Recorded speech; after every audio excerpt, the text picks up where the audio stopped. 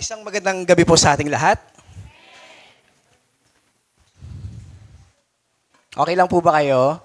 Ang lamig sa labas, no? Parang it's been 2 days na umuulan-ulan. And ang sarap humimlay, ang sarap matulog. Pero ako po ay tuwang-tuwa, galak na galak at masayang-masaya na kasama namin kayo ngayong hapon. Amen ba doon? Amen. Tignan mo yung katabi mo. Sabi mo, I'm happy that you're here. Wow, di ba?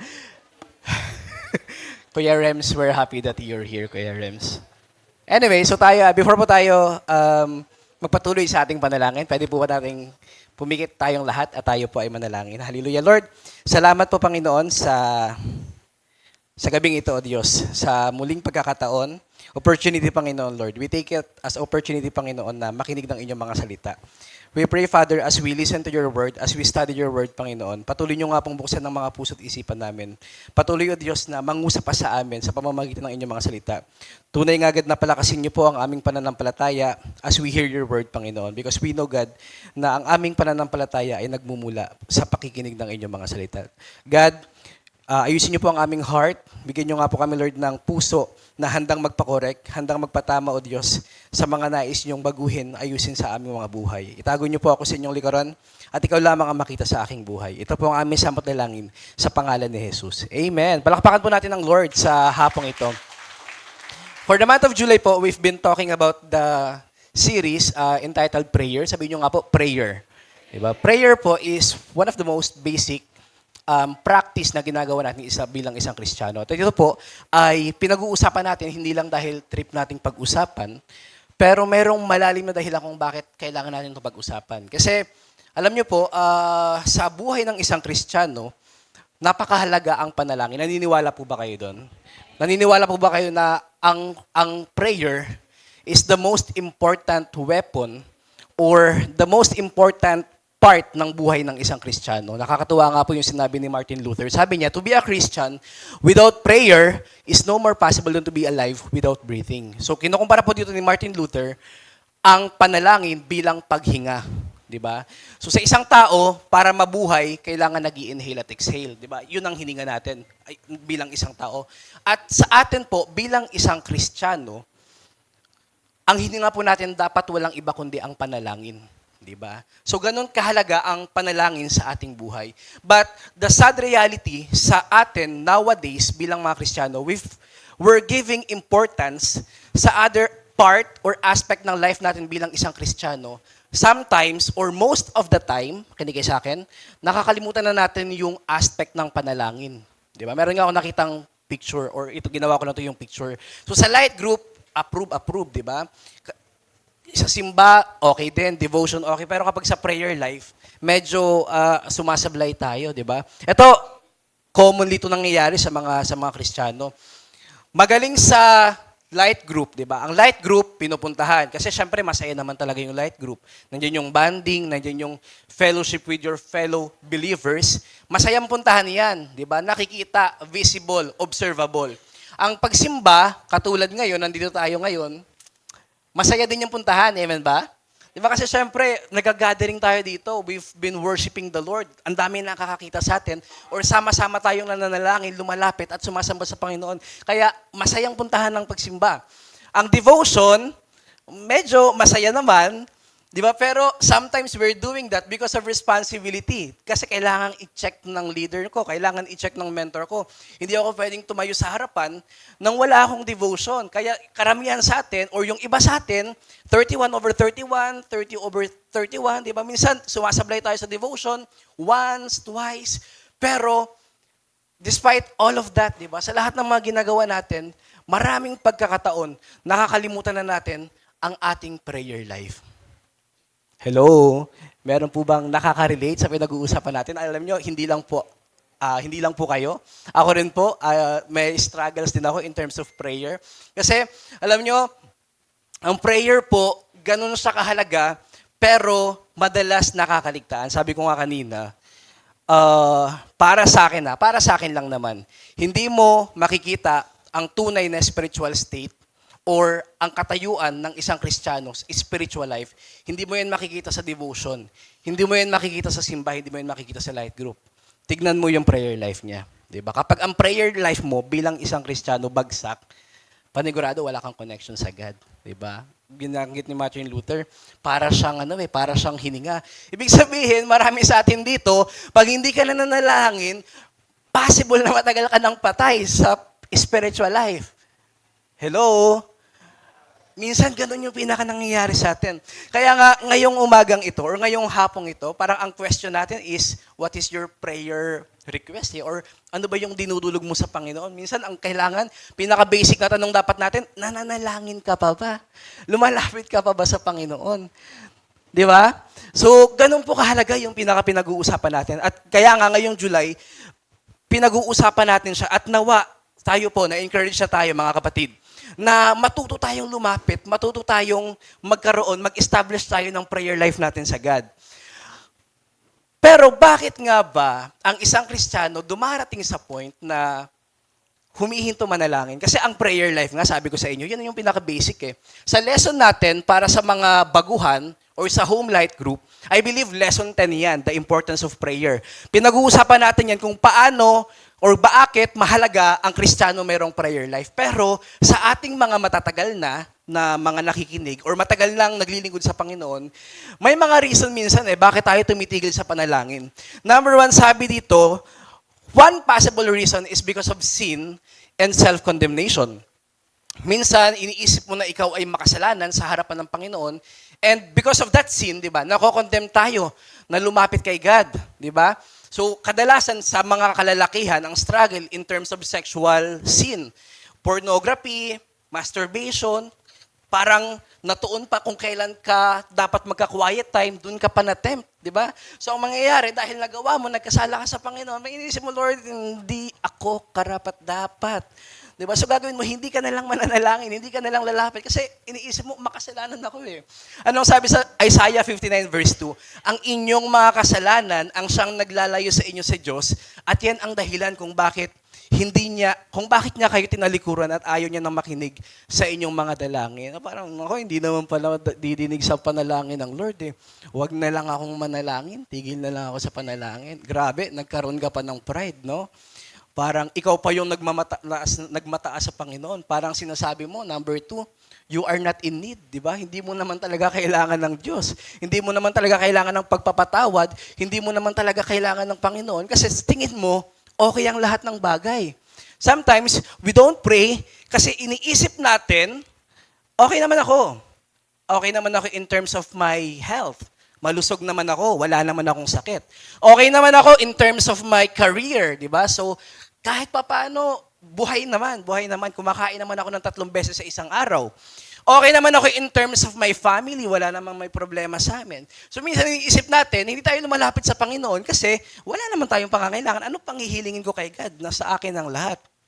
Yan yung binabanggit sa Luke chapter 12 verse 19, yung sa rich fool. Nung sabi niya, okay, nasa akin ang lahat, mag-iimbak na ako ng pagkain ko. Ngayon, ang gagawin ko na lang, kakain, iinom at matutulog, magsasaya. Anong sabi ni God sa kanya? Hangal. Ngayon din ay babawian kita ng buhay. So kapag ganyan ang mindset mo, possible, patayin ka na lang din ni Lord. Wala na, hindi mo na siya kailangan eh. Pangatlo sabi dito, sometimes, tumitigil tayo manalangin because of absence of faith. Yung tipong wala ka naman talagang pananampalataya. Hindi mo naman talaga iniisip na, parang nagpipray pa ba ako? Tutulungan ba ako ng Lord? May Diyos ba talagang nakikinig sa aking mga panalangin? Kasi may ganun tayong mindset eh. Na-pray ka ng pray, iniisip mo, parang your prayers are in vain, parang wala naman nakikinig, parang empty words, sinasambit lang naman ng labi ko, wala namang nakikinig. Absence of faith, alam niyo po yan yung nangyari kay Asa. Sa 2 Chronicles chapter 16 verse 12 to 13. So si Asa po, nung naka-39 years na siya sa paglilingkod, nagkaroon siya ng sakit sa paa. Tapos ang nangyari kay Asa, hindi na siya umasa sa Diyos. Ang nangyari, sabi niya, kahit maluba ang kanyang karamdaman, hindi siya humingi ng tulong sa Panginoon, kundi sa mga manggagamot. So how many of you are like that sometimes? Parang kapag meron kang sakit, sige, inuman ko lang ng gamot, di na ako magpipray. O kaya, kailangan ko ng doktor, magpapadoktor ako, hindi na ako magpipray. O kaya, halimbawa, naku, may utang ako, kailangan ko na lang siguro puntahan si sister. O kaya, punta na lang ako sa mga loan shark, di ba, para makapangutang ako, di ba? Sometimes we forget to, nalapitan ng Panginoon, di ba? Unang-una sa lahat, wala ka dapat ibang lapitan kundi ang God eh.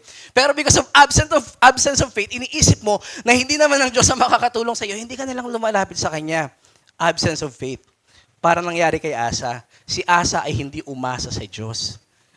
At anong nangyari kay Asa? After 2 years, si Asa ay namatay din. So lahat ng walang pananampalataya at walang kailangan sa Panginoon, grabe pinapatay ng Lord. At pang-apat ito. Pang-apat, one possible reason bakit hindi tayo nagpipray is because of unanswered prayer. Sometimes inisisip natin, hindi naman tumutugon ng panalangin, di ba? Ang Lord. So, ang dami mong prayer kay God. Tapos, parang wala namang nangyari kahit isa sa mga panalangin ko. So, you stop praying. Hindi ka na lumapit. Hindi ka na nag-pray. But, the question is, dito po natin, try po natin pag-usapan to. The question is, mayroon po ba talagang unanswered prayers? Ang Lord ba, may pagkakataon talaga sa life natin na hindi siya tumugon sa panalangin? Who says yes? Taas ang kamay. Who says no? Who says I don't know? Wala kayong pakialam lang talaga. Diba? Pero sa totoo lang, sa tingin niyo po ba, meron ba talaga mga unanswered prayers ang Lord? Yes? No? No. Diba? The answer is no. Dito ako bandayan. Walang unanswered prayers. Ano po ba sabi sa Jeremiah 33 verse 3? Call to me and I will answer you. Sabi ng Lord to tumawag kayo sa akin at tutugon ako sa inyo. Amen ba? Amen? Sabi ng Lord, kapag tumawag ka sa akin, tutugon ako sa iyo. And I will tell you great, sabihin nyo nga po, great, and unsearchable things you do not know. So may mga pagkakataon lang po sa life natin, God really answers our prayer. But sometimes, sa sobrang great, sa sobrang unsearchable things, minsan hindi na natin nalalaman na yun na pala yung tugon ng Diyos sa ating mga panalangin. Kaya po, gusto kong sabihin sa atin lahat, I'd like you to realize that God answers our prayers, di ba? Ngayon, kailangan mo na lang maging aware, ano po ba ang sagot ng Lord sa ating panalangin. So ngayon po, pag-uusapan natin yung 4 Ds of God's answers. Paano po ba tinutugon ng Panginoon ang ating mga panalangin? Ready na po ba kayo? Hello? Ready na po ba kayo? So mabilis lang to, 4, and for those points, di ba, magbibigay tayo ng mga Bible scenarios or yung mga situation kung paano tinugon ng Lord ang panalangin or yung mga lumalapit sa Kanya sa pamamagitan ng mga points na ito. Number 1, first D. Number 1 is yung word na done. Sabihin nyo nga po, done. Ito po ay ang time na kapag sinabi ng Lord na nag-yes siya sa ating mga panalangin. Alam niyo po, ito ang prayer na, or ito ang sagot na gustong-gusto nating makuha. Amen ba? Lahat tayo gusto natin, kaya nga tayo lumalapit sa God kasi may kailangan tayo. And gusto natin, yung mga kailangan natin, makukuha talaga natin. Tama po ba? So, one of the beautiful answer ng Lord, di ba, sa atin kapag tayo ay nananalangin, when He say that, it is done. Di ba? Yes, ang sagot ko dyan. Oo, anak, ibibless kita. Oo, ibibigay ko sa iyo yung mga panalangin mo. Gustong-gusto natin yan, di ba? Ito nga po, isang nakita ko ditong scenario sa life ni, kilala niyo po ba to? Sa life ni Elijah, ito, grabe to, ang answer ng Lord dito, immediate, agad-agad, di ba? Ganun yung pinaka-nangyari. So, ang panahon po na to, na si Prophet Elijah ay nag-iisang propeta na lang na nag-e-exist sa mundo. And then, ang pinaka-purpose naman ng mga propeta ay kausapin ang mga tao na magbalik loob sa Panginoon. And during that time, marami na ang sumasamba kay Baal. So, marami ng followers si Baal, medyo marami nang tumalikod kay Yahweh. So, sabi ni Propeta Elijah, ang kanyang layunin ay patunayan na hindi totoo si Baal at totoo si Yahweh. So, naging showdown po ito. So si Elijah, kalaban niya 450 na mga propeta ni Baal. Sabi ni Elijah, ganito gawin natin. Tignan natin kung sino ang totoong Diyos. Kasi sabi niya sa mga tao, mga kapatid, ganito na lang. Kung sino ang totoong Diyos, sila yung sambahin nyo. Kung totoo si Baal, sige, sambahin nyo si Baal. Ngayon, kung totoo si Yahweh, sambahin nyo si Yahweh. Pero, patunayan natin yan ngayon. Tignan natin talaga kung sino yung totoo. Kayong 450 na mga propeta ni Baal, sige, tulong-tulong kayo. Maggawa kayo ng offering para sa inyong Diyos na si Baal. Kumuha kayo ng kahoy, may toro dyan, katayin ninyo, ilapag ninyo sa taas ng kahoy. Ngayon, sige, lapit kayo kay Baal. Hingi kayo ng tulong kay Baal para paapuyin yung kahoy. So, ginawa ng mga propeta ni Baal. Ginawa nila, sila ay nagtipon-tipon at nanalangin kay Baal simula umaga, sabi doon simula umaga, sila ay nananalangin. Di ko alam kung anong klaseng panalangin. Zumbale-bale. Parang ganun siguro yung panalangin nila. Pero ginawa na nila lahat ng ritual. Hanggang inabot sila ng tanghali, hindi pa rin nila napapaapoy yung offering. Tapos, dumating na ng mga hapon, ang tindi, parang wala pa rin nangyayari. Tapos sabi ni, alam niyo, nangaasar pa nga si Elijah, sabi ni Elijah, tapos na ba kayo? Lakasan nyo ba yung panalangin ninyo? Baka tumatai pa yung Diyos ninyo. O kaya baka may lakad yung Diyos ninyo. Pray lang kayo, lapit lang kayo. Baka hindi dyan pa kayo naririnig. So patuloy na nanalangin yung mga propeta ni Baal hanggang dumating sa point na sinusugatan na nila yung kanilang sarili, nagpapalabas sila ng dugo sa katawan para lang sundin sila ni Baal or para lang tugunin sila ni Baal, pero walang tugon si Baal. Napagod na lang sila. Inabot sila ng hanggang hapon, hindi tumugon si Baal. So sabi ni Elijah, tapos na kayo. O sige, ako naman. So ginawa ni Elijah, kinatay niya yung toro. Gumawa siya ng sarili niyang kahoy, kinatay niya yung toro, nilapag niya sa taas ng kahoy. Tapos sabi niya, sige ganito partida. Kuha kayo ng balde ng tubig. Buhusan ninyo yung kahoy. So binuhusan. Kulang pa, sige buhusan nyo pa. Mga 3 baldeng tubig yung binuhus doon sa kahoy. Hanggang sasabi nga doon sa verse, umapaw na lang daw yung tubig kasi basang-basa na yung kahoy. Partida ni Elijah.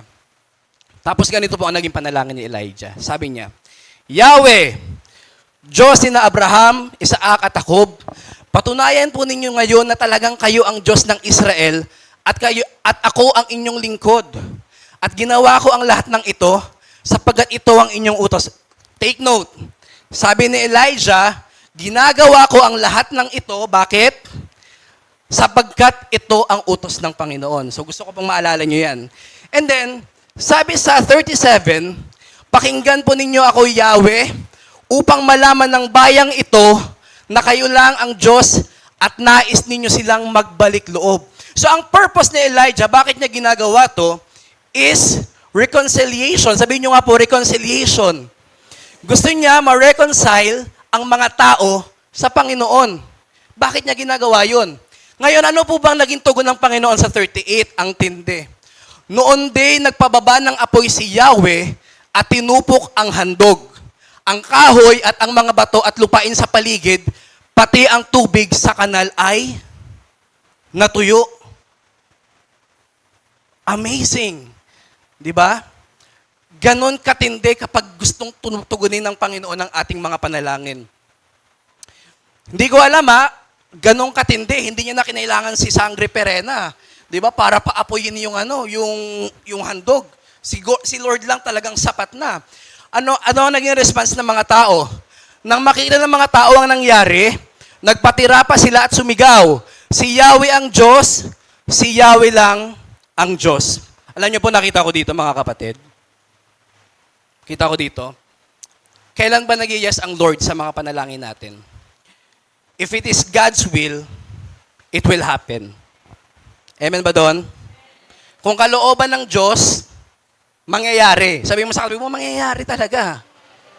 Walang makakapigil, kapatid. Wala talaga. Hindi sitwasyon, hindi tao, hindi yung mga nasa taas na posisyon. Kapag merong pangako ang Lord sa'yo, gagawin niya talaga. Pero, kailangan will niya. Amen ba? Kailangan naisin ng Lord yon. Anong sabi sa 1 John 5:14 to 15?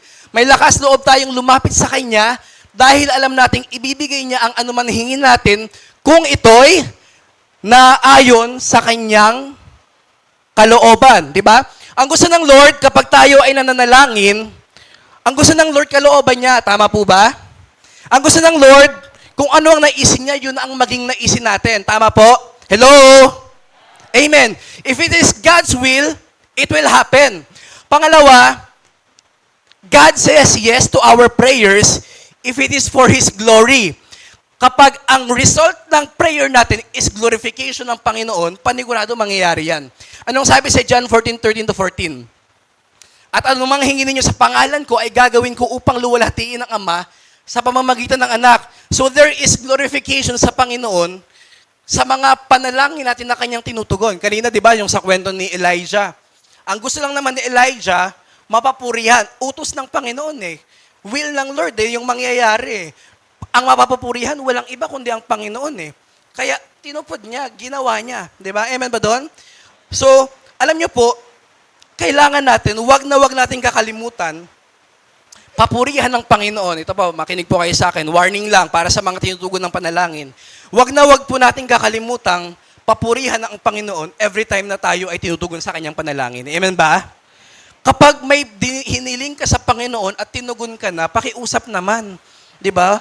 Magpasalamat ka naman. Maging grateful ka naman. Minsan kasi ang nangyayari sa atin, binibless tayo ng trabaho. Anong ginagawa natin? Pinagpapalit natin ng Lord dahil sa trabaho. Binibless tayo ng Lord financially, naging Diyos mo na yung finance mo, yung kaperahan mo. Nakalimutan mo ng Panginoon. Unang-unang ginagawa natin yan, or binibless tayo ng Lord for His glorification dahil gusto ng Lord na tayo ay mapagpala at mabless ang kanyang pangalan. Amen po ba? Amen. Pangatlo, sabi dito, God says yes to our prayer if we have persistence. Kapag meron tayo, or kapag medyo mapilit tayo, talagang hinihingi natin sa Panginoon. Kaya natin ito kanina ni Giselle, yung kwento tungkol dun sa judge. Yung story po na binanggit ni Giselle kanina is just a parable of Jesus. Ibig sabihin, hindi siya angkop sa tunay na pangyayari. Pero tungkol nga yun sa babaeng balo or widow, na lapit ng lapit sa judge, sabi niya sa judge, bigyan niyo po ako ng hustisya. Ang judge na yun, wala namang takot sa Diyos. Pero lagi niyang nilalapitan. Ang sabi nga sa Bible, araw at gabi. Lumalapit siya sa judge. Itong judge, wala namang pakialam sa babae. Pero dahil mapilit ang judge, sabi ng judge, wala naman akong takot sa Diyos talaga eh. Pero dahil makulit tong babaeng to, sige, gagawin ko na, ibibigay ko na sa kanya ang justisya. Tapos alam niyo po ba, ang lesson ni Jesus doon is ito. Sa Lucas chapter 18 verse 7. Sabi niya dito ngayon, ipagkakait kaya ng Diyos ang katarungan sa kanyang mga hinirang na dumaraing sa kanya araw at gabi. Sa kaya ipaghihintayin niya ng matagal. Diba? So sabi ng Lord, may mga pagkakataon sa life natin na minsan kailangan mo lang maging mapilit. Tama ba? Minsan kailangan mo lang magsabi na, Lord, please, please naman, ibigay mo naman sa akin. Amen ba? Amen. Meron nga ako na pakinggan, medyo bata, super young ko pa during that time. Narinig ko to yung preaching ng isang pastor sa Palawan. Sabi niya, kung ang katumbas ng prayer mo ay 45,000 na panalangin, umpisahan mo ng manalangin. Diba? Tama ba? So, kasi ang gusto ng Lord talagang maging fully dependent tayo sa Kanya. We need to be persistent kapag meron tayong hinihingi sa Panginoon, diba? And, yes, God says yes to our prayer, diba? If we have persistent, but do not forget, if it is His will, and if it is for His glory. And pang-apat, sabi dito, ayan, if we have faith, kapag meron po tayong pananampalataya. Kaya sinasabi ko sa inyo, ano man ang hingin ninyo sa inyong panalangin, maniwala kayong natanggap na ninyo iyon at matatanggap nga ninyo iyon. So ito po, isa sa pinakakailangan natin, kapag tayo nananalangin kay God, is meron tayong faith sa Panginoon, di ba? So God says yes to our prayer kapag present po itong mga to. Amen ba doon? Pwede po ba natin bigyan ng malakas na palakpak ang Lord? So ito pong sagot ng Lord, ang gustong-gusto nating mangyari. Kaso nga lang, most of the time, or sometimes siguro, sometimes ang God, meron siyang sagot na unfavorable on our end. Hindi natin nagugustuhan minsan yung sagot ng Panginoon. Ito, dadako tayo, medyo negative to. Pangalawa, Second letter D na answer ng Lord sa ating mga panalangin is declined, di ba? No! Yan yung sagot ng Lord. Minsan, ganyan yung pinaka nagiging sagot ng Lord sa atin. Sometimes, we're praying to God, minsan, hingi tayo ng hingi sa Panginoon, hindi natin nare-realize na nagno-no na ang Panginoon sa panalangin natin, di ba? Ito po, gusto ko bang ibigay yung story. Kilala niyo po ba to? Kilala niyo to? Ayan, yan po ay si King David, di ba? Sa 2 Samuel. Ito, paborito ko tong kwento ni David. Kapag pag tungkol sa pag-move on talaga yung story. Ito talaga si King David talaga yung lagi kong naalala. Ito po yung pagkakataon na si King David ay nagkaroon siya ng pagkakasala sa Panginoon. Dahil nagkaroon siya ng gusto kay Bathsheba. Si Bathsheba po ay magandang babae. Kaso nga lang, ang problema may sabit. So si Bathsheba, married na, may asawa na. Ang asawa niya, alam niyo kung sino? Si Urias. Sino ba si Urias? Si Urias ay ang punong kawal ni David. Si David, sabi ni David, I am the king. What I want, I get. Diba? Kung anong gusto ko, makukuha ko. So ginawa niya ganito. Sabi ni David, okay, may battle or may war, ilagay natin sa harapan si Urias para mamatay. Tapos kapag namatay si Urias, akin na si Bathsheba. So dalawa po ang naging kasalanan ni David. Adultery, tsaka murder. Diba? Dalawa. At dahil sa kasalanan na yon, si Prophet Nathan binalaan si David. Sabi ni Prophet Nathan sa kanya, bilang parusa sa iyong naging kasalanan, yung unang anak mo, mamamatay. Hindi pinangalanan yung pangalan ng anak ng ni David. Pero yun ang parusa. Pero dahil si David ay mapilit, si David was titled as a man after God's own heart, tinry niyang lapitan ng Panginoon. Sabi niya, sige, baka naman, baka pwede pa, baka kaya pang ipilit. Try natin. So ginawa ni David ganito. Ano ginawa ni David? Nanalangin, nag-ayuno, hindi naligo. Ganon. Talagang araw at gabi, wala siyang ibang ginagawa, nakahandusay lang siya sa lapag, nananalangin, nag-aayuno, hindi kumakain, wala siyang ginagawa. Bakit? Kasi meron siyang request kay God eh.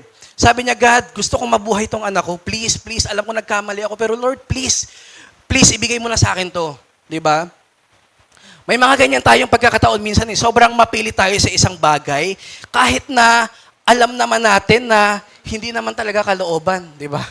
Pero pinipilit mo pa rin. So, ang nangyari po dito kay David, siya ay nag-pray, nag-fast, pero ano po nangyari sa pinaka-ending? No, decline pa rin yung request niya kay God. Ang nangyari, ito po yung time na yung mga alipin niya, nagbubulong-bulungan sa tabi. Naku, paano kaya natin sasabihin kay David, napatay na yung anak niya, tignan mo yung kalagayan niya, oh. Matindi yung paglapit niya sa Panginoon. Paano natin sasabihin to? Prareng, hirap. Pero alam niyo po, ang nangyayari ito, nakita ko. Sabi ni David, nakita ni David na nagbubulungan ng mga alipin. Kaya't naghinala siyang patay na ang bata. Sabi ni David, patay na ba ang bata? Tanong niya, sabi ng mga alipin niya, patay na nga po kamahalan. Declined. Diba? Kahit anong panalangin, kahit anong lapit ni David, ang nangyari, namatay pa rin yung kanyang anak. Itutuloy natin yung kwento later. Pero, alam niyo po, sometimes, God says no to our prayers because number one, di ba? Number one, when our motives are wrong. Kapag mali ang ating motibo. Minsan, ginagawa nating genie in the bottle si God eh. Di ba? Kapag nagpipray ba tayo ba ang nagpapagalaw sa kamay ng Panginoon? Di ba? Kapag tayo ba nagpipray, tayo ba dapat ang nasusunod? Di ba dapat ang Panginoon pa rin? Diba? So ganito yung tinry gawin ni David eh. Sometimes our motives are wrong. Sabi sa Santiago 4 verse 3, at humingi man kayo, wala rin kayong matatanggap dahil hindi tama ang inyong layunin. Humihingi kayo upang mapagbigyan ang inyong mga kalayawan.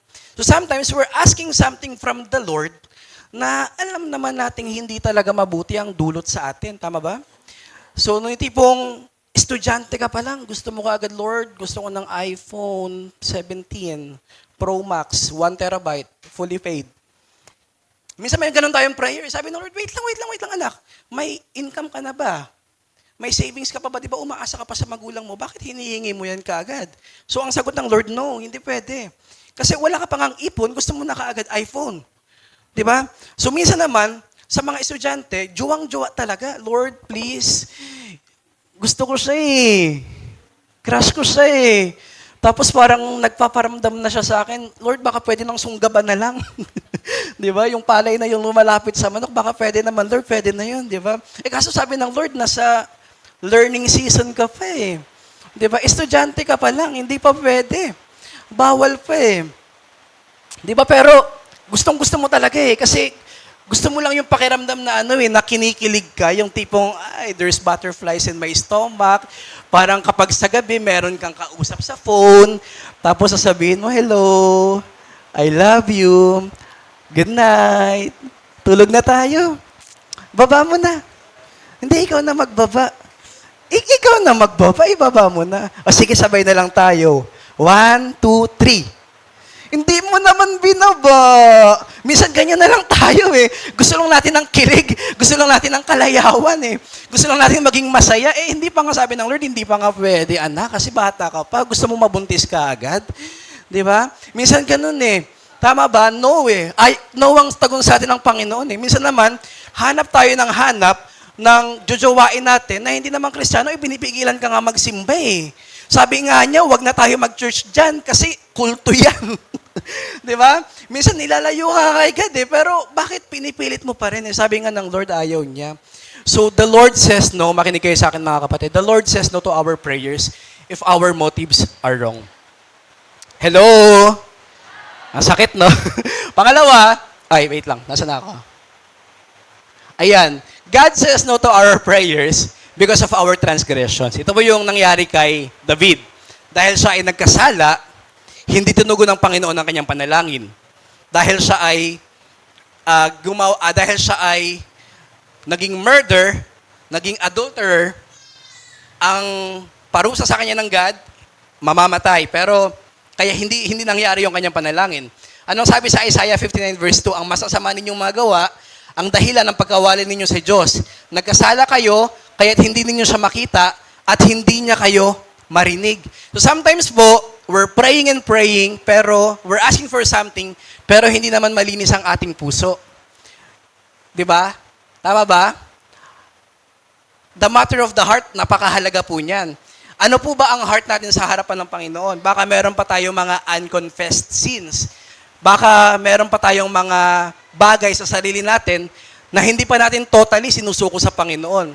That could be our transgressions. And pangatlo, ito, nangyayari. Sometimes, God says no to our prayers kasi we don't bother asking at all. Hindi ka naman talaga humihingi sa Diyos. Di ba? So, sa paano, tutuparin ng Lord ang panalangin mong hindi mo naman hinihingi. Para kang ano, di ba? So, may gusto ka mangyari, hindi mo naman hinihingi kay God. So paano gagawin? Sino mag-a-adjust?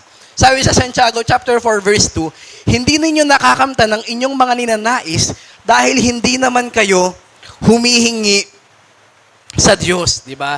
Sometimes we don't get or hindi tayo nagkakaroon ng isang bagay because we don't bother asking it at all, di ba? Hindi na natin hinihingi sa Panginoon. And alam niyo po, dagdag ko lang dito sa mga reasons na to, balik ko lang dito. So ito po, kapag winala nyo lang to, God says no to our prayer if it is not His will, if it is not for His glory, if we are not persistent, if we don't have faith. Balik nyo lang yun, pabaligtarin nyo lang. Kapag ganun,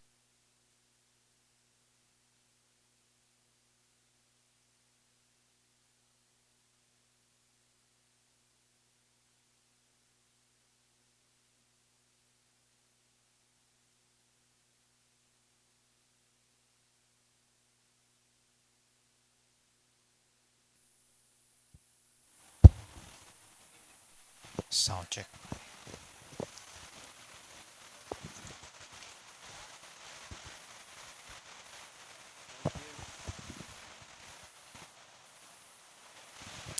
okay.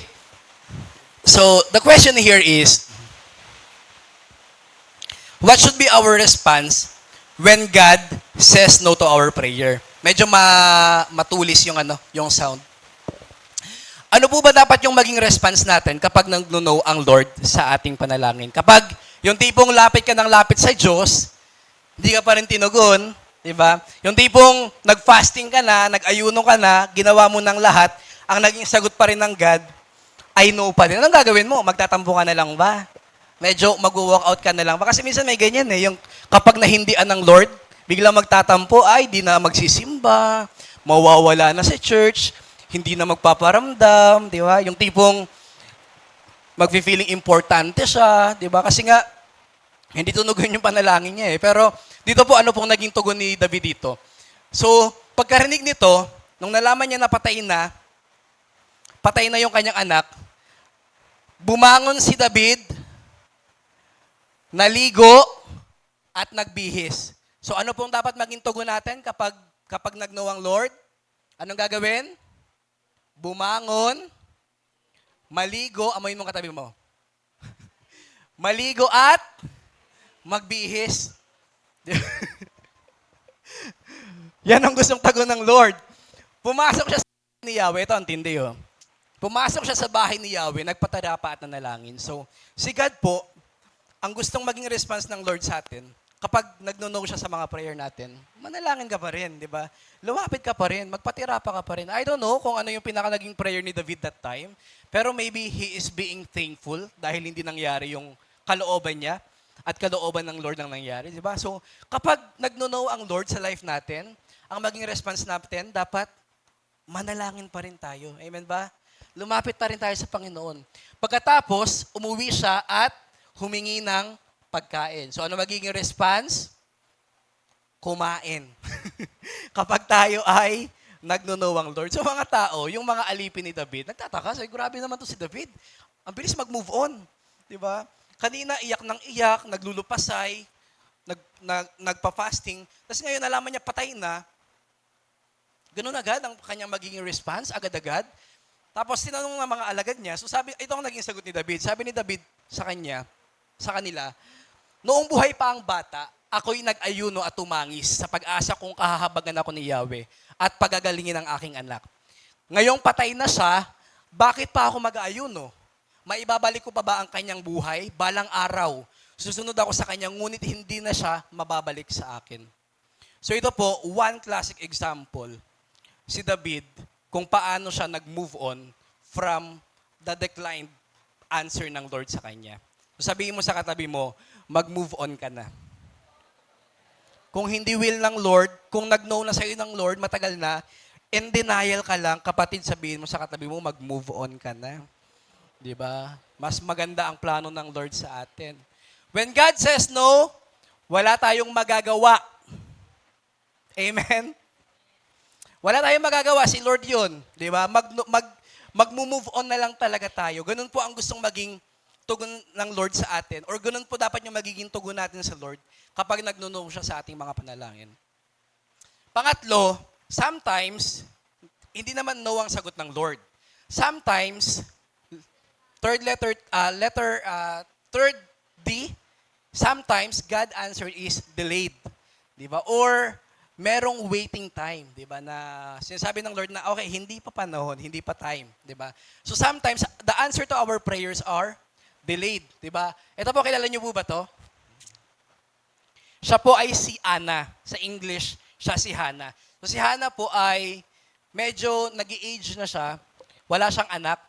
Tapos every time na meron silang salo-salo, meron silang kainan, si Penina na kanyang kapatid, lagi siyang inaasar na, okay, walang anak. Ginaganon siya lagi ni Penina. So itong si Anna, siya ay laging malungkot, laging nag-ihinagpis kasi lagi siyang inaasar ng kanyang kapatid eh. 'Di ba? Yung tipong, alam nyo, minsan kasi ganoon eh, yung tipong bagsak ka na, talagang down na down ka na, tapos yung tao sa paligid mo, lalo ka pang ida-down. Ang sakit noon, di ba? Yung tipong nanghihina ka na nga, tapos yung support system mo, hindi ka pa sinusuportahan. Mahirap yun. So, ganun po yung naranasan ni Anna. Kaya po, every time, from the time pa lang na siya ay nakapangasawa niya si Elkanah, siya po ay patuloy nang nananalangin sa Panginoon. Lagi na siya nagpipray kay God na, Lord, bigyan niyo ako ng anak. Lord, bigyan niyo po ako ng anak. Hanggang dumating sa point na si Elkanah, na kanyang asawa, tinanong na siya. Sabi sa kanya ni Elkanah, hindi pa ba ako sapat bilang iyong asawa? Sabi ni Ana, hindi. Gusto ko ng anak. Diba? Gusto ko ng baby. Alam niyo po kung bakit ganun kahalaga? Sa ano po kasi, sa Bible po kasi, very important po na ang isang babae magbuntis. Para po sa kanila, sa panahon nila, one of the major reason why the person live or why the woman live is para magluwal ng anak. So kapag hindi ka nagluwal ng anak, sa panahon po nila yun, na kapag hindi ka nagluwal, automatically, sumpa ka, parang gano'n, sinumpa ka ng Diyos. Sa kanila yun ha. Kasi wala naman before kasi, wala namang scientific basis kung baog ang isang tao. Wala naman. Binibigyan lang nila ng taning yung tao na okay, from ganitong age, pag wala ka pa ring anak, automatic, baog ka.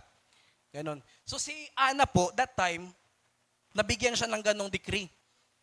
Wala na. Si Ana, mapilit pa rin, Lord, pakiusap naman, bigyan mo naman ako ng anak. Alam niyo po, habang nagpipray si Ana, mataimtim siyang nananalangin na yung walang lumalabas na salita sa kanyang mga bibig, pero yung puso niya nangungusap sa Panginoon. And then nakita siya ni Eli. Si Eli, maloko din to si Eli. Sabi ni Eli sa kanya, propeta ba si Eli? So si Eli lumapit sa kanya, sabi sa kanya ni Eli, lasing ka na naman. Ano na namang sinat mo dyan? Diba? Tapos alam mo po, sabi ni Ana sa kanya, hindi po ako lasing, di ba? Huwag niyo po sanang isipin na masama akong tao. Ang gusto ko lang po magkaanak, ang gusto ko lang po magkaroon ng sanggol, ganun. So sabi ni Eli, alam naman natin nangyari. For the very long time that Ana was asking God for a child, nangyari po, di ba? So sa pamamagitan po nun, siya ay nagkaroon ng anak. At alam niyo po ba kung sino ang kanyang naging anak? Si Jesus? Si Samuel, di ba? Di ba? So, si Samuel po, sa ang tagal na paghihintay ni Ana, di ba, ang dumating sa kanya ay walang iba kundi si Samuel. So, the question here, tuloy natin yung kwento later. So, the question here, bakit tayo pinaghihintay kahit maayos naman ang ating hinihingi sa Diyos? Bakit may mga pagkakataon, ang sagot ng Lord sa prayer natin, bakit wait? Di ba? Why don't you give it agad-agad? Bakit sinasabi pa ng Lord ng wait?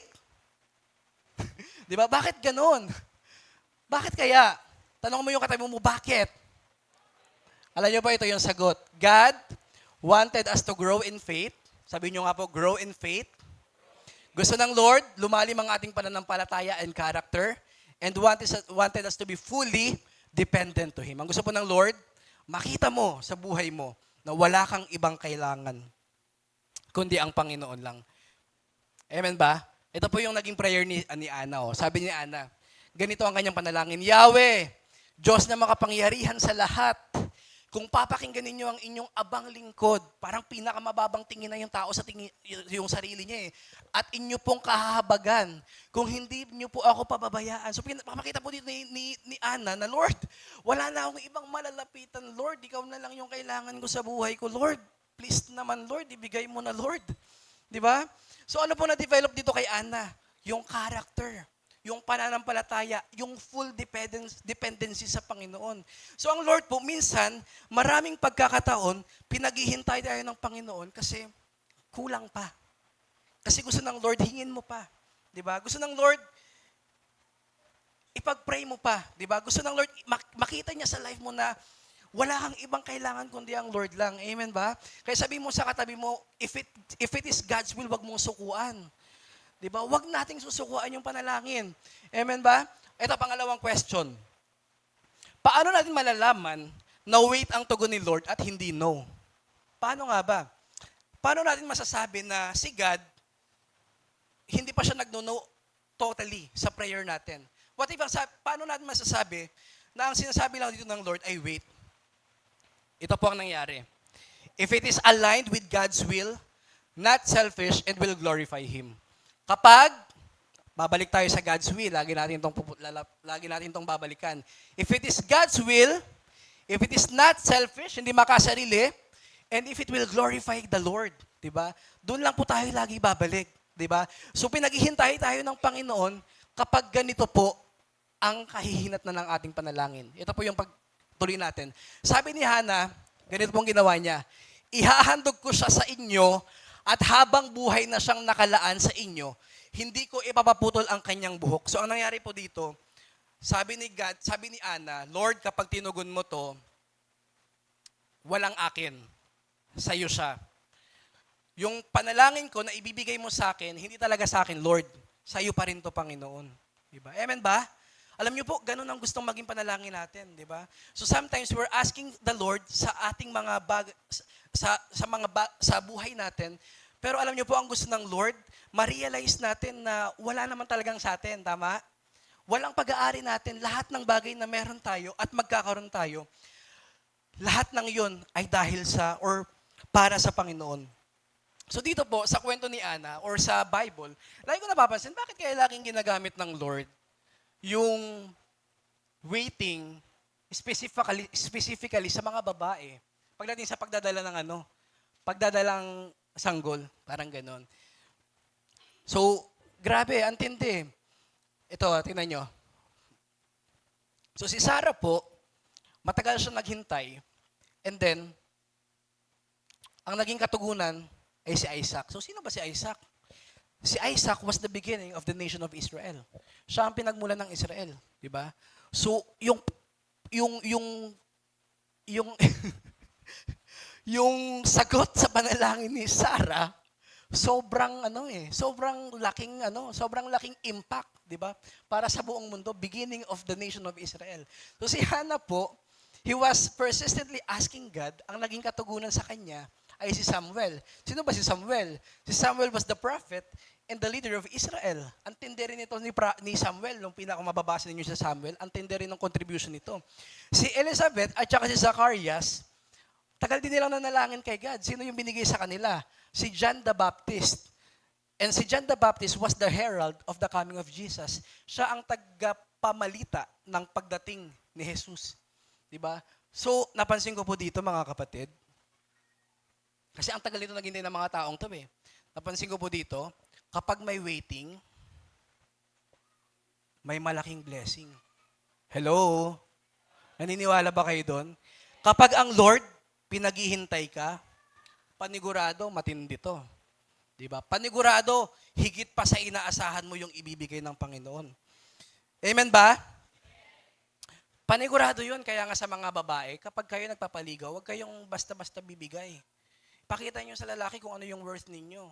Hindi kayo basta-basta lang na yung modern na panliligaw na nag-text lang, ano tayo na ba? O tayo na. Hindi ganoon, di ba? Pakita nyo kung ano yung worth ninyo. Di ba? Kasi kapag merong waiting, may malaking blessing. Kasi alam nyo po sa lalaki, hindi ko alam kung ako lang, pero sa lalaki, sobrang tinitreasure nila yung isang bagay kapag pinaghirapan. Tama ba? Diba? Kapag gusto mo, pero pinaghirapan mo, iti-treasure mo talaga. Bakit? Kasi tagal mong hinintay eh. Tama ba? Masarap makamtan yung isang bagay na hinintay mong matagal. Tama ba? Alam niyo po, sa prayer natin, ganun din. Ang gusto ng Lord, maghintay ka kasi kapag binigay ko, sobra-sobra talagang mayayanig ang mundo mo. So what does waiting teach us? Ano nga ba ang tinuturo sa atin ng waiting?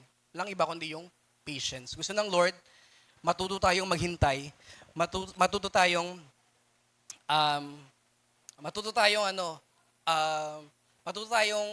hintayin kung ano yung kaloob ng Lord para sa atin. Lately po, pinag-uusapan namin yung or sa first lesson ng discipleship natin, yung buhay nga naman, di ba? Sa buhay nga naman, medyo sa LG namin, medyo napag-uusapan namin yung kasi parang may time doon na napag-usapan namin yung regarding sa God's perfect timing.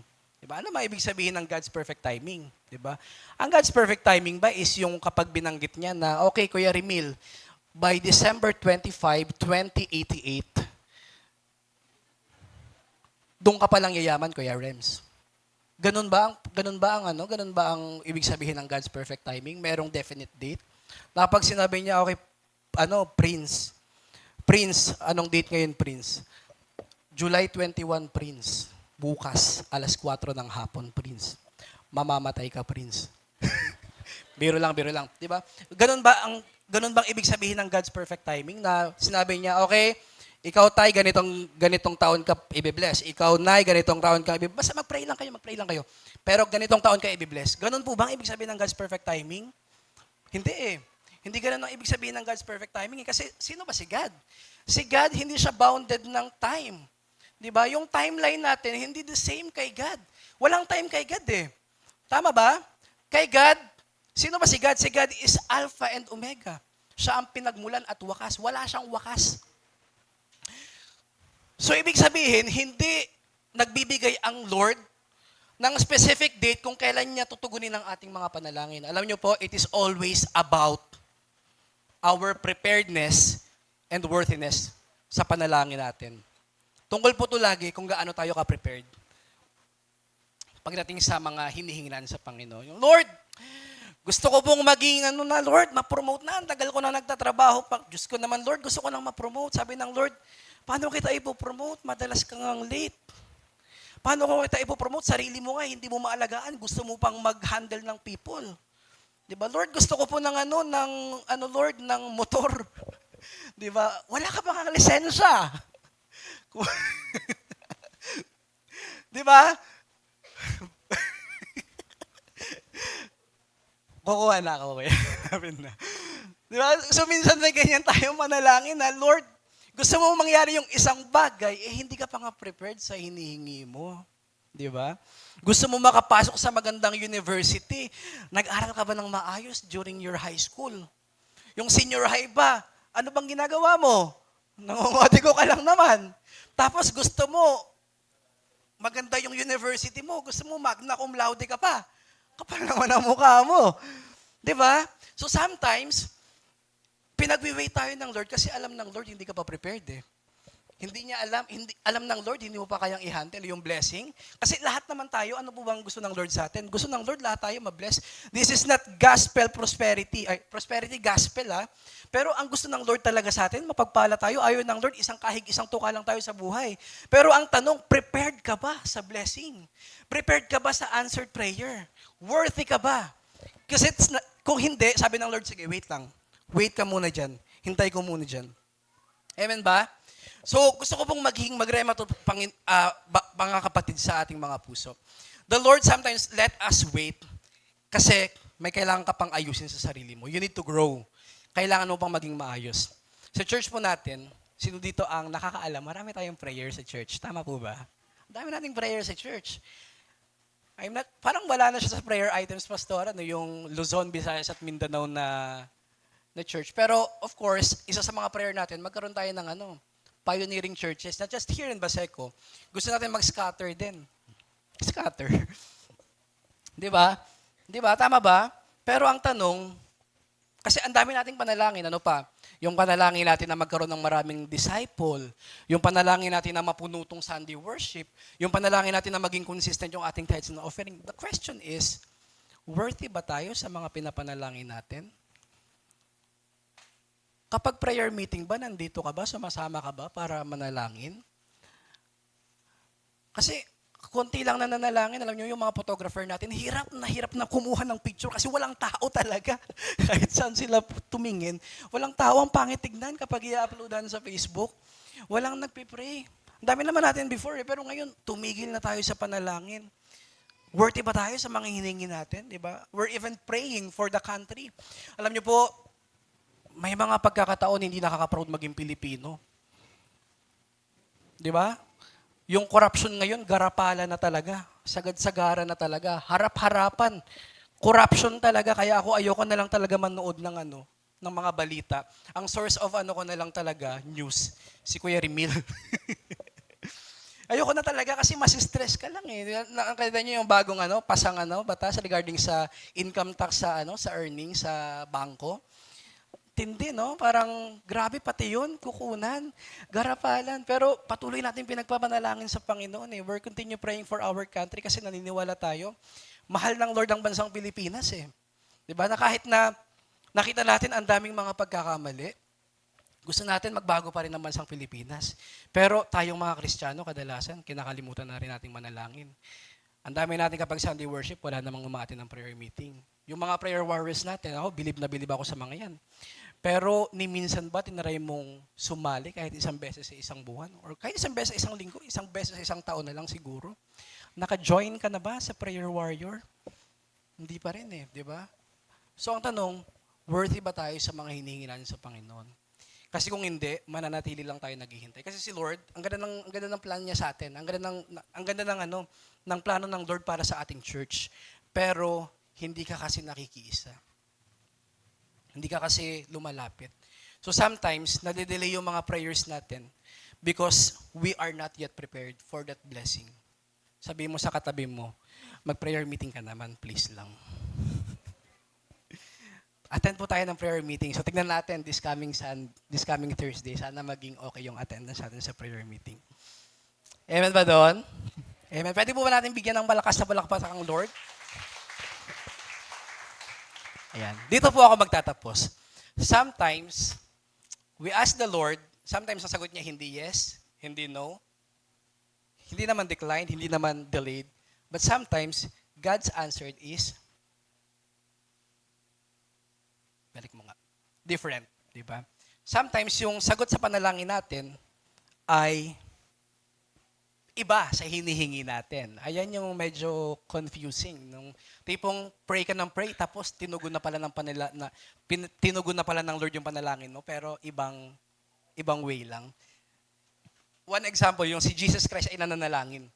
Sabi ni Jesus Christ, Ama, kung luluobin mo, ilayo mo sa akin ang kopang ito. Yun ang panalangin ni Jesus Christ. Ito po yung time na a day before that or mga ilang oras na lang, siya ay dadakipin na. Magsisimula na yung crucifixion or yung pagpapahirap sa kanya. Ang panalangin ni Jesus Christ, kung gusto mo lang naman, Lord, kung gusto mo lang naman, pakilayo na, wag na lang sana, kung okay lang. Pero alam niyo po ba ang naging sagot ni Lord dito? Nagpakita sa kanya ang isang anghel mula sa langit at pinalakas ang loob niya. So, Jesus asked for removal, pero ang sagot ng Lord, strength. Pinalakas ang loob ni Jesus. Minsan may mga ganyan tayo, di ba? Lord, gusto ko pong makapasa ng sa thesis defense namin, Lord. Sana, Lord, hindi na magtanong yung mga panelists namin, Lord. Pero anong binigay sa'yo ng Lord? Pinalakas lang yung loob mo. Di ba? So sometimes what we ask for, different sa kung ano yung binibigay ng Panginoon. Eh. Another example, si Pablo. Ito po yung pagkakataon na si Pablo ay nagkasakit siya. Meron siyang ailments physically. Ang panalangin niya, 3 beses niyang idinalangin sa Diyos na alisin ito. Pero po, ang tugon ng Panginoon, ang kagandahang loob ko ay sapat na para sa iyo, sapagkat lubusang nahahayag ang aking kapangyarihan kapag ikaw ay mahina. So gusto ng Lord, mapakita ang kalakasan ng Lord sa kahinaan ni Pablo. Paul asked for healing. Anong binigay ng Lord? Habag. Ang binigay ng Lord, grace para sa kanya. So sometimes po, sa life natin, hindi naman nag-know ang Lord eh. Sometimes, iba lang yung binigay sa'yo ng Panginoon kasi alam niya na yun ang mas maganda para sa'yo. Tama po ba? Diba? Halimbawa, ikaw, isa kang dalagang Pilipina. Tapos ang ideal person mo is yung TDH. Diba? Lord, gusto ko po ng TDH, Lord. Yung tall, check. Diba? Dark, check. Handsome, check. Diba? Ang binigay sa'yo ng Lord, tall and dark lang. And haggard. Diba? Tall, dark, and haggard. Diba? So minsan ganun po yung mga panalangin natin. Iba sa kung ano yung inihingi natin. Halimbawa si Jane, ang gusto na Jane, Lord, gusto ko po yung medyo maladoni Pangilinan, Lord. Yung talagang matipuno, yung may abs, Panginoon. Tapos yung talagang talagang makikita mo pa lang, ulalam na. Sinong binigay kay Jane? Si Francis. Lugi pa ba siya doon? Mas matindi pa sa hiningi ni Jane. Amen ba? Alam nyo po, i-appreciate na lang natin yung mga bagay. Bro, wag ka ma-offend, bro. Ano yun, bro? Compliment yun, bro. Kasi, God's, even greater pa sa kung ano yung hinihingi, bro, di ba? Parang, amen ba? So si Lord po, tumutugon siya sa ating mga panalangin in a different way sometimes, di ba? Yung hindi natin hinihingi, di ba? Minsan kung hindi naman yun yung ideal mong mangyari, pero yun yung pinaka nangyayari. Sa atin po, halimbawa, sa mga estudyante, sometimes, ang pangarap natin, katulad ko, ako po, ang pangarap ko po ay before, yung bata pa ako, gusto ko po maging doktor. Gusto ko maging doktor ng mga bata, pediatrician. Yun yung gusto ko. Kaso nga lang, every time na nakakakita ako ng batang makulit, gusto kong manapak. Hindi, biro lang. So sabi ko, wag na lang. Sige, ano na lang, psychology na lang pala, Lord. So alam niyo po, sa atin, may mga pagkakataon, yung ibang tao na or yung university na yung nagdidesisyon sa ating sa buhay natin. Kasi alam nyo, sabi ko nga, yung kurso na tatahakin mo, sobrang laking impact niyan sa future mo eh. Talaga lang, sa totoo lang, mga kabataan, makinig kayo. Kung ano yung kukunin mong kurso, i-define yan kung ano yung magiging future mo eh. Kasi career ang pinag-uusapan dyan. Long-term career ang pinag-uusapan dyan. Sometimes, yung school, itong UDM na to, pala decision to madalas eh. Ibibigay niya yung kurso na hindi mo naman talaga gusto. So sila na magdidesisyon kung anong mangyayari sa buhay mo. Isa po sa mga nakita ko ditong example, halimbawa, okay lang Brad, si Keanu po, gusto niya pong ang pinaka-original po, dahil UDM kasi maganda ang criminology sa UDM. So si Keanu, gusto niya maging mamamatay tao talaga. joke lang. Gusto niya maging, siguro, pulis ba Brad? Gusto mo maging pulis? Gusto maging pulis ni Keanu, pero that time po nakita ko kung paano si Keanu, kung paano niya gustong naisin yung course na yun. At nakita ko din kung paano siya pumasa sa UDM. Pero pagtingin namin sa kurso na napasukan niya, social work. Originally, that's not the plan, di ba? Hindi mo naman talaga gusto maging social worker, pero kita nyo naman yung life ni Kian ngayon. Hindi ko sure kung gaano nakadami ang savings ni Keanu, pero hindi lang in aspect of career yung pinaka-binibless kay Kian. Even sa family niya, nandiyan si tatay, nandiyan si nanay, hello mga nanay, tatay. Di ba? Na-win niya yung kanyang family. Di ba? Nagsanga-sanga yung blessing ng Lord, di ba? Dahil sa different answer ng Lord sa kanyang panalangin. Isa pang example dito, si Ate Joy. Si Ate Joy po, sa UDM din niya nag-aral. UDM talaga, pala decision talaga yan. Si Ate Joy po, ang kanyang first choice, sinong first choice mo, Ate Joy? Nandiyan si Ate Joy? Umalis? Anong first choice ni Ate Joy? Nakalimutan ko na eh. Education. Gusto ni Ate Joy mag-education. Pero that time, nalagay siya sa program ng nursing. So, si Ate Joy nalagay sa program ng nursing. Mga kapatid, yung pagkakataon pong yan, ang nursing, sobrang dami na nila, hindi sila in demand.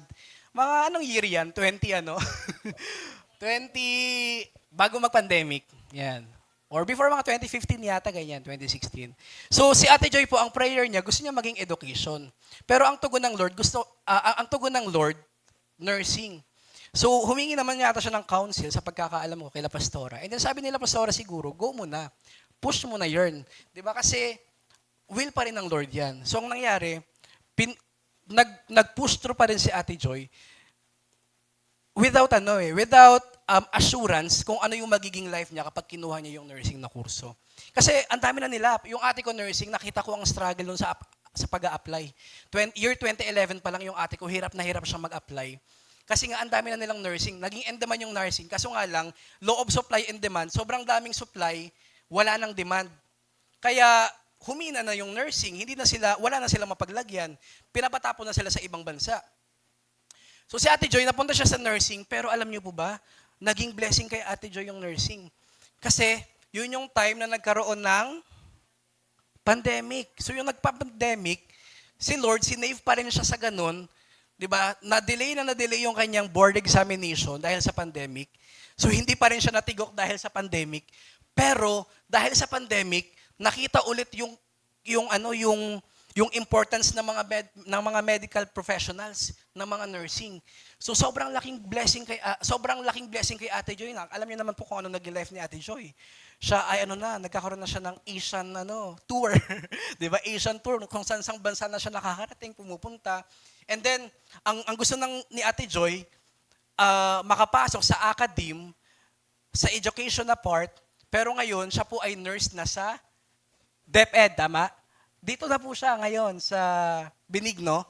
Sa Benigno na siya, 'di ba? Imagine ang prayer niya ganito, pero naging iba yung tugon ng Panginoon. pero ang laking blessing sa kanya. Pwede na po kayo magpa-background music. So sometimes po, God answers to our prayers differently. Minsan, yung panalangin natin is nag-iiba kung ano yung tinutugon ng Lord sa panalangin natin, di ba? Yung iba sa atin, ito kadalasang panalangin natin, kanina ko pa yung example. Gusto mong tumaas yung sahod mo, gusto mo magkaroon ka ng salary increase, pero ang tugon sa'yo ng Lord, ano? Ang tugon sa'yo ng Lord, yung buong pamilya mo, walang nagkakasakit. Malusog yung mga magulang mo, malusog yung mga pangangatawan ninyo para hindi magalaw yung pera ninyo sa bangko. Wala ka mang salary increase, pero in terms of health, binibigyan ka ng Lord ng magandang kalusugan. Amen po ba doon? So sometimes we ask great things sa Panginoon, but God gave even greater. Amen po ba? And let me tell you mga kapatid, kapag ang Lord ang tumugon sa ating mga panalangin, higit pa sa kung ano yung inaasahan natin. And ang gusto ng Lord, every time that we pray sa Panginoon, every time na tayo po ay lumalapit sa Diyos, alam niyo po, walang ibang gusto ang Panginoon. Ganito lang maging prayer natin, katulad na nangyari kay Jesus. Ang prayer ni Jesus, it is not my will, but your will be done. Hindi ang kalooban natin ang mangyari. Sabihin niyo nga po, it is not my will, but your will be done. Every time na tayo po ay nananalangin, hindi ang will natin ang masusunod, mga kapatid. Ang will ng Panginoon sa buhay natin ang mangyayari. And that's how God answers to our prayer. Alam niyo, nakita ko dito sa book ni Bill Hybels.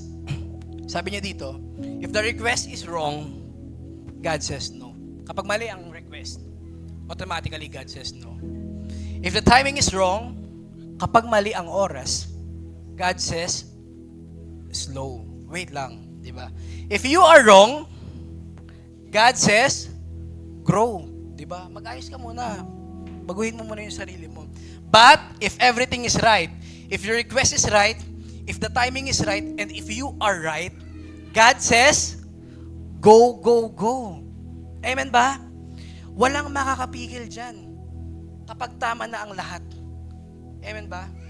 So, dito po mga kapatid, gusto ko pong sabihin sa ating lahat, we need to be very sensitive on how God answers our prayers. Of course, number one, we need to be prayerful. But, we need to know also, or kailangan maging maging aware tayo kung paano ba tinutugon ng Lord ang ating mga panalangin.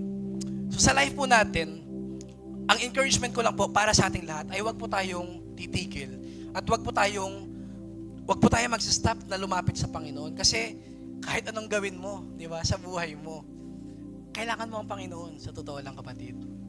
Wala kang magagawa kapag wala ang Panginoon sa buhay mo. Yan ang katotohanan eh. Wala tayo kapag wala si God sa buhay natin. Wala si Lord. Ako, I've tried to escape so many times.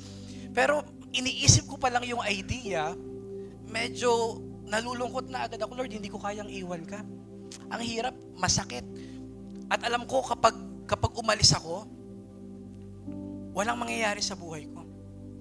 And sometimes yung mga blessings sa life natin, mga kapatid, ang daming tugon ng Panginoon sa panalangin natin. Hindi lang natin siya minsan na-appreciate kasi nakatingin tayo sa ibang tao. Kasi gusto natin, yung blessing niya, blessing ko din. Kung ano yung meron siya, gusto ko meron din ako. Ang Lord hindi pare-pareho ng plano sa atin eh. Ang Lord iba-iba ng plan sa atin. Gusto ng Lord na mag-grow tayo, gusto ng Lord na pagpalain tayo, pero iba-iba ang plans niya sa atin. Sometimes we just have to appreciate yung mga small blessings na ibinibigay sa atin ng Panginoon. Every time that I experience that, kapag may mga pagkakataon na pakiramdam ko, Lord, parang napag-iiwanan na ako. Lord, parang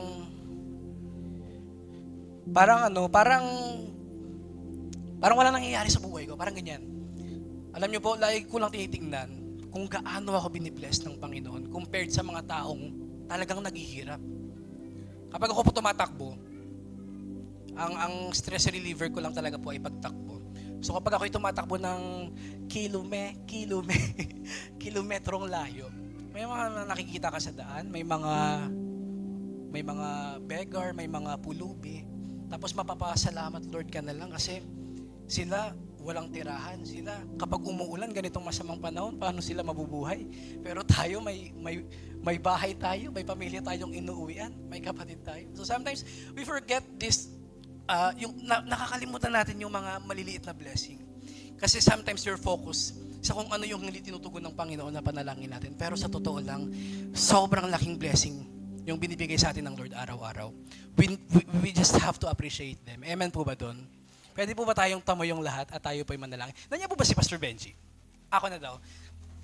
And as we stand today, patuloy tayong magpasiyasat sa Panginoon. Gusto ko magkaroon ka ng heart-to-heart talk with God sa mga oras ito. Kung ikaw man yung isang tao na sobrang tagal nang nawala ng panalangin dahil wala ka ng pananampalataya. Sige kapatid, close your eyes. Gusto ko ngayon magkaroon ka ng taimtim na panalangin sa Panginoon. If you're that person na ang tagal na hindi ka na lumalapit sa Panginoon.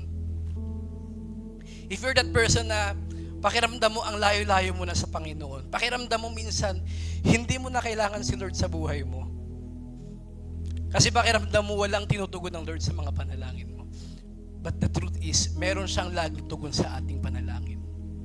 Today, as we pray to God, habang tayo ay lumalapit sa Panginoon, gusto ko heart to heart, makipag-usap ka sa Lord. Lord, gusto kong mag-reconnect sa inyo, Panginoon. Gusto kong sundin ang anong kalooban nyo, Panginoon. Gusto ko po, Lord, bumalik, Panginoon, Lord, yung dati kong pag-ibig sa inyo sa mga oras ito. And help us, God, as we pray today, Father. Thank you for teaching us, God, that sometimes, God, unfavorable on our end, Panginoon, Lord, yung tugon nyo sa aming mga panalangin. But we are very thankful, God, because you know what's best for us. Alam nyo, Panginoon, Lord, kung ano yung para sa amin. Alam niyo, Panginoon, Lord, kung ano yung para sa amin, O Diyos, yung deserve namin, Panginoon. Lord, tulungan niyo kami, Panginoon, Lord, na i-appreciate, God, yung mga blessings na patuloy niyo pong ibinibigay sa amin. Tulungan niyo kami, Panginoon, Lord, na makita, Panginoon, makita namin, Lord, yung necessity kung bakit kailangan namin lumapit sa inyo. Dahil, God, wala kaming kayang gawin. Wala kaming alam gawin, O Diyos, kapag malayo ka sa amin, Panginoon. That's why, God, as we pray today, as we lift our hands unto you, Panginoon, Lord, as we lift our hand, Panginoon, Lord, we totally surrender our life sa mga oras ito. Lord, kailangan ka sa buhay namin, O Diyos. Kailangan ka namin, Panginoon, Lord, sa buhay namin. Patuloy ka nga po, Lord, mangusap. Lord, some of us here, Panginoon, Lord, we're physically present, God. We're here right now. Patuloy kami nakikita sa mga gatherings, Panginoon. Pero ang totoo, Lord, malayo na kami sa inyo. Wala na kaming personal na relationship sa inyo. Today, God, patuloy niyo nga po, Lord, na i-reconnect ang aming puso sa inyo. Hallelujah. Hallelujah, God. Yes, Lord. And God, as we close in prayer today, Father, I know, God, ikaw po ang nag-ignite sa aming mga puso. Patuloy niyo nga pong pinag-aalab, O Diyos, yung apoy sa aming mga puso na muling bumalik sa inyo, Panginoon, Lord, sa tagal ng panahon naming nawala sa inyo. Tulungan niyo kami, Panginoon, Lord, na bumalik sa inyo. We have a lot of prayers, God, sa aming church, God, personal prayers for our country. Sometimes, nakikita namin, Lord, that everything seems hopeless, God. But we know, God, ikaw lamang, Lord, yung aming ikaw lamang, Lord, yung aming pagkakatiwalaan. Ikaw lamang, Lord, yung aming lalapitan. At naniniwala kami, O Diyos, na kapag will mo, gagawin mo, Panginoon. And we are prepared for that blessing. Naniniwala kami, Panginoon, Lord, one day in our life, each prayers in our life, God, tungkol man to, Panginoon, Lord, sa aming personal na buhay, tungkol man to, Lord, sa aming bansa, tungkol man to, Panginoon, Lord, sa aming simbahan, Panginoon. Naniniwala kami, O Diyos, na walang ibang tutugon sa bawat panalangin namin ito, kundi ikaw lamang, O Diyos, ikaw lamang na makapangyarihan sa lahat. Hallelujah. Salamat, O Diyos, sa oras ito. As we close, God, in prayer, help each and every one of us. Bigyan niyo nga po kami, Lord, ng joy in our heart. Sa paglabas namin sa gawaing ito, tulungan niyo kami, God, na maging blessing sa lahat ng mga taong makakasalamuhan namin. Tulungan niyo kami, God, na maging blessing sa family namin, sa mga katrabaho namin, sa community, sa school, Panginoon. Tulungan niyo kami, God, na makita ka sa aming mga buhay. And today, Panginoon, Lord, we totally surrender our life unto you. Ito po ang aming samot na langin sa matamis at dakilang pangalan ni Jesus, ang lahat ng anak ng Diyos ay magsabi ng Amen. Hallelujah. Good evening.